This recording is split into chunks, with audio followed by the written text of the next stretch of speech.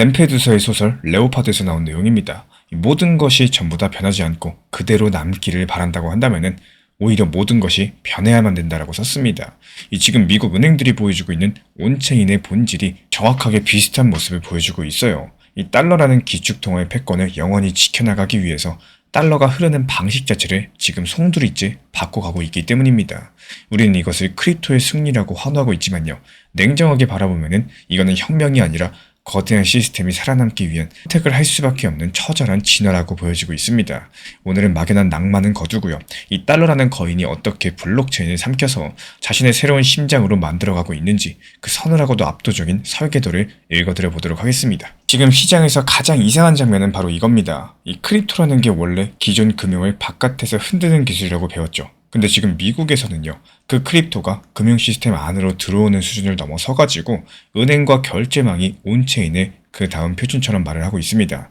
이게 정말로 크립토의 승리인 건지 아니면 전혀 다른 설계가 돌아가고 있는 것인지 여기서부터가 오늘 말씀드릴 출발점이고요. 결론부터 말씀을 드리자면은 이런 흐름들은 크립토가 이긴 장면이라기보다는 달러 시스템이 이기는 방식이 바뀌는 장면입니다. 달러가 지배하는 세계는 아직도 여전히 그대로인 상황인데 그 달러가 움직이는 레일이 바뀌는 중이라는 거. 이 종이랑 전산망 위에서 움직이던 달러가 이제는 블록체인이라는 레일 위로 올라타는 이런 방향으로 재설계되는 중입니다. 그렇기 때문에 오늘 영상에서 강조드리고 싶은데요. 이 미국 은행의 온체인의 미래는 크립토 혁명이 아니라 달러 시스템의 업그레이드라는 점 기억해 주시면서 이번 영상 힘차게 시작해 보도록 하겠습니다. 지금 이 말이 너무 단정적으로 들릴 수가 있기 때문에 먼저 지금 벌어진 사건부터 짚어드려 보자면요. 방금 전 미국에서 발표된 내용입니다. FDIC가 결제용 스테이블 코인을 은행이 자회사를 통해서 발행하려면은 어떤 절차로 신청하고 심사를 받는지 그 신청 프레임에 대해서 제한 규정으로 올렸는데요. 이거는 한마디로 말씀드리자면은 허용 여부에 대한 논쟁이 끝나고 어떻게 허용할 것인지로 넘어갔다는 신호입니다. 그리고 여기서 한 번 더 멈춰서 생각하셔야겠죠. 왜 지금 미국은 스테이블 코인을 키우는 것처럼 보일까요?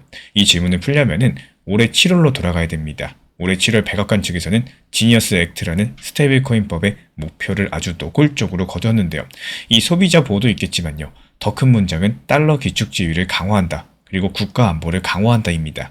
다시 말씀드리자면은 이 법은 크립토를 자유롭게 풀어주는 법이 아니라 디지털 달러의 유통을 미국이 관리할 수 있는 방식으로 재단하는 방법입니다. 그래서 법의 조건을 보면은 방향성이 보이겠죠. 스테이블 코인은 100% 준비 자산이 있어야 되고 그 준비 자산은 현금이나 단기 미국채 같은 고유동성 자산이어야 됩니다. 이 발행자는 매달 준비자산 구성을 공개해야 되고 자금 세탁 방지랑 제재 준수 의무가 걸립니다.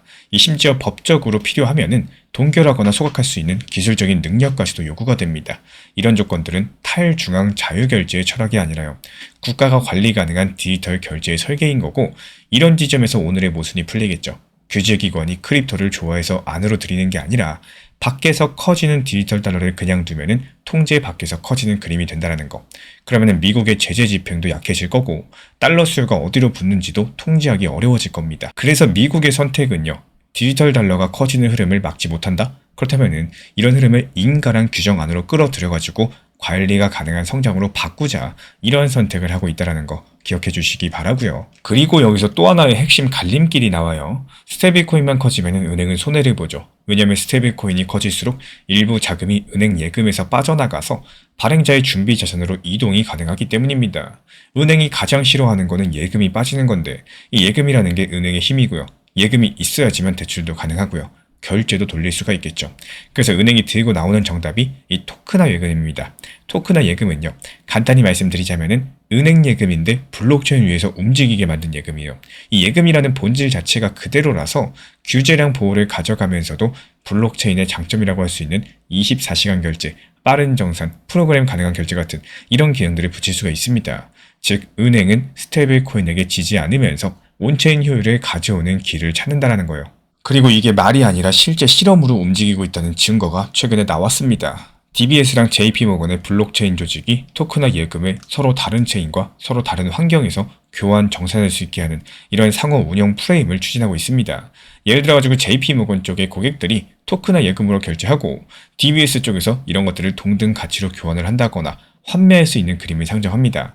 이게 단순한 체인 실험이 아니라요. 은행 예금이라는 가장 보수적인 돈들이 온체인에서 상호 운영되는 이런 방향으로서 간다는 이야기겠죠. 그리고 여기서 더 강한 사건이 있습니다. JP모건이 솔라나 블록체인에서 상업 어음을 발행했다는 보도가 나왔고, 발행과 상환에 서클 같은 이 스테이블코인을 사용했다라고 전해졌는데요. 이건 상당히 현실적인 의미를 가지고 있습니다. 결제만 온체인이 아니라 증권 발행과 상환이 온체인 레일에서 돌아가기 시작했다는 뜻인데요. 이 채권과 MMF, 주식 같은 이런 자산들이 온체인으로 이동한다는 이야기가 공상으로 들릴 때 시장을 설득하는 것은 이런 사건들이겠죠. 여기까지 오면은 뱅크 오브 아메리카가 말한 온체인 미래가 갑작스럽게 낭만이 아니라 현실이 돼버려요. 온체인으로 가는 이유는 멋있어서가 아닙니다. 이쪽이 더 싸고 더 빠르고 더 오래 켤 수 있기 때문이에요. 지금의 금융은 결제량 정산이 영업일과 운영시간에 갇혀있죠. 반면에 블록체인 기반 정산은 어떻습니까? 주말과 휴일에도 1년 365일 돌아갑니다. 기업의 입장에서 봤을 때 어떨까요? 현금이 묶이는 시간이 줄어든다? 이거는 혁신입니다. 현금이 묶이는 시간이 줄어든다라는 거는 같은 돈으로 더 많은 일을 할 수 있다는 뜻입니다. 비용 측면에서 아예 게임이 안 되는 얘기예요. 그래서 결제망도 움직입니다. 비자가 미국 기관 파트너들의 서클에 USDC로서 비자 정산을 할 수 있도록 미국 내부 스테이블코인 정산을 출시했죠. 여기서 더 흥미로운 건요. 이 초기 참여 은행들이 이미 솔라나에서 정산을 시작했다라는 거. 이건 결제망 입장에서 방어이자 확장이겠죠.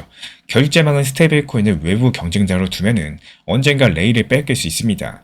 그래서 결제망은 스테이블코인을 자기 정산 레이어에 흡수해가지고 기존 경험은 그대로 내부 정산만 더 빠르게 바꾸는 전략을 선택을 합니다. 그리고 이제 이 모든 흐름을 하나의 문장으로 묶을 수 있습니다. 규제기관은 통제 가능한 디지털 달러를 만들고요. 은행은 예금의 힘을 지키기 위해서 토큰화 예금을 밀고요. 결제망은 스테이블 코인을 정산 레이어로 흡수합니다. 그 결과가 무엇이냐? 금융 시스템이 온체인으로 재배치된다는 거. 그래서 이번 이슈의 핵심은 결국에 이겁니다. 온체인은 이 크립토의 놀이터에서 달러 시스템의 새 운영체제로 넘어가고 있습니다. 그럼 암호화폐 시장은 어떻게 움직일 수 있을까요?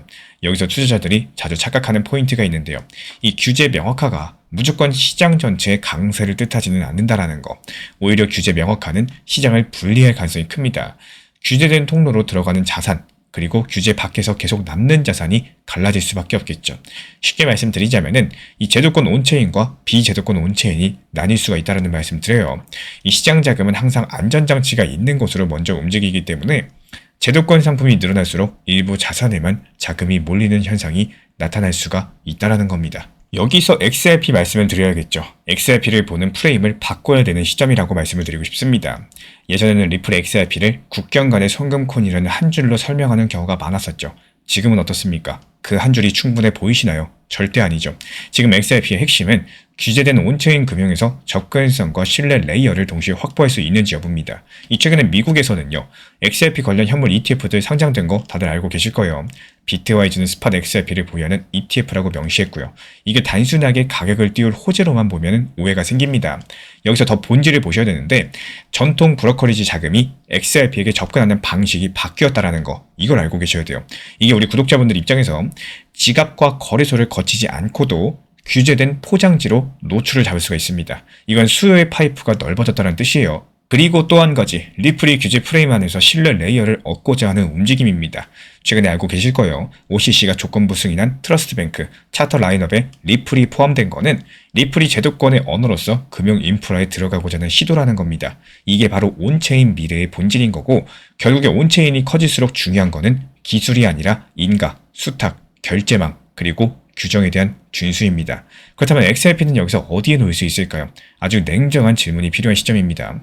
이 온체인 결제의 주류가 스테이블코인과 토큰화 예금으로 굳어진다. 그렇다면은 앞으로 XRP 같은 브릿지 자산의 역할이 줄어드는 거 아니냐? 이런 질문 나올 수 있어요. 이 질문은 절대 틀린 질문이 아닙니다. 다만 정답은 조건부라는 거. 만약에 규제된 온체인 세계가 단일 체인, 단일 표준, 그리고 단일 달러 레일로 통합이 된다면은 브릿지의 필요는 줄어들게 될 겁니다. 반대로 규제된 온체인 세계가 여러 가지 체인, 여러 가지 발행자, 여러 가지 통화로 쪼개진다면은 그 분절을 메우는 비용, 효율적인 유동성 도구의 가치는 올라갈 수밖에 없다라는 거. 지금 은행과 결제망이 서로 다른 방식으로 온체인을 붙이는 이유는요. 바로 이 세 개가 단일 표준으로 한 번에 통일되기가 어렵기 때문이겠죠. 그래서 리플 XRP의 관전 포인트는 이 생태계가 얼마나 분절이 된 채로 커지느냐 여부입니다. 이런 거대한 구조 변화가 진행이 될 때 가장 위험한 건요. 뉴스 한 줄에 모든 포지션을 걸어버리는 행동이겠죠. 지금은 추세가 확정됐다고 말씀드리는 게 아니에요.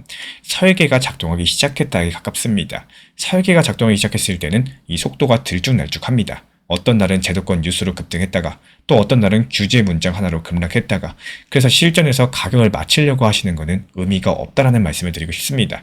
이 파이프가 넓어지고 있는지만 보시면 돼요. OCC 같은 인가가 조건부에서 최종 승인으로 넘어가는지, FDIC의 이번 절차가 실제 규정으로 굳어지는지, 비자 같은 결제망의 정산이 기존 파일럿에서 아예 확장으로 넘어가는지, 그리고 실물증권의 온체인 발행이 일회성이 아니라 반복될 수 있는지, 이런 것들을 보셔야 됩니다. 이 네 가지가 이어지게 된다면은 온체인은 유행이 아니라 인프라가 되어줄 거라는 거. 왜 지금 미국 은행들이 온체인 미래로 간다고 말을 하는지, 그리고 왜 규제기관이 그 길을 열어주는지, 그 정답은 단순합니다. 크립토를 살려주려는 게 아니에요. 달러의 레일을 바꾸려는 겁니다. 달러가 온체인으로 올라타는 순간 미국은 기축통화의 지배력을 새로운 기술 위에서 연장할 수가 있겠죠. 그리고 은행과 결제망은 그 레일 위에서 새로운 수수료와 새로운 권력을 다시 배치합니다. 미국 은행의 온체인 미래는 크립토 혁명이 아니라 달러 시스템의 업그레이드라는 거, 영상 서두에 말씀드린 내용 그대로 이해해 주시면 좋을 것 같습니다. 중장기 보유의 핵심은 오래 버티는 게 아니라 얼마나 효율적으로 대응하고 관리할 수 있느냐에 있습니다. 장기적으로 보유한다는 걸 많은 분들이 그냥 오래 들고 있는 거, 힘들어도 참고 버티는 거라고 생각을 하시는데요. 사실 그게 장기 투자의 전부는 아닙니다. 진짜 중요한 거는 이 시간을 어떻게 보내고 시장이 흔들릴 때 어떤 대응을 할 수 있는지겠죠. 이 시장이 365일 내내 우상향으로만 움직이지 않습니다. 오히려 하락장과 보합장이 훨씬 길고요. 상승장은 생각보다 짧게 찾아오는 경우가 많다라는 거예요. 그래서 장기 보유에서 가장 중요한 구간은 상승장이 아니라 바로 이 하락장이 찾아왔을 때, 이때 아무런 준비 없이 멘탈만 흔들리시면요, 버틴다는 말은 의미가 없어지고, 반대로 이런 구간에서 평단 관리하시고 비중 조절하시고 현금 운용 잘만 해두시면은 결국의 시간은 내 편이 되어줄 겁니다. 반대로 상승장이 왔을 때는 굳이 내가 애써서 힘을 쓸 필요가 없어요. 시장이 밀어주는 파도의 힘을 어떻게 활용하느냐가 중요한 거고, 그동안 준비해온 원칙 매매를 통해서 차분하게 대응만 해주시면 됩니다. 결국에 장기 보유 같은 경우는 무작정 참고 견디는 인내심 싸움이 아니라요, 하락장에서 대비하고 상승장에서 활용하는 관리의 싸움이라는 거 기억해 주셨으면 좋겠습니다. 사실 정보가 부족해서 손실을 보진 않습니다. 이 정보는 넘쳐나요. 진짜 중요한 건 그 정보를 언제 어떻게 써야 되는지, 그래서 제가 실제로 활용하고 있는 관점, 가격 변동 구간을 읽는 방식, 그리고 주요 가격대를 정리한 기준표를 받아보고 싶으신 분들께서는 이 정리된 자료를 제공해드리고 있습니다. 필요하신 분들은 현재 보이는 번호로 문자 신청 주시면 되고요. 이런 혼란스러운 시장 속에서도 길을 잃지 않도록 도와드릴 수 있는 자료입니다.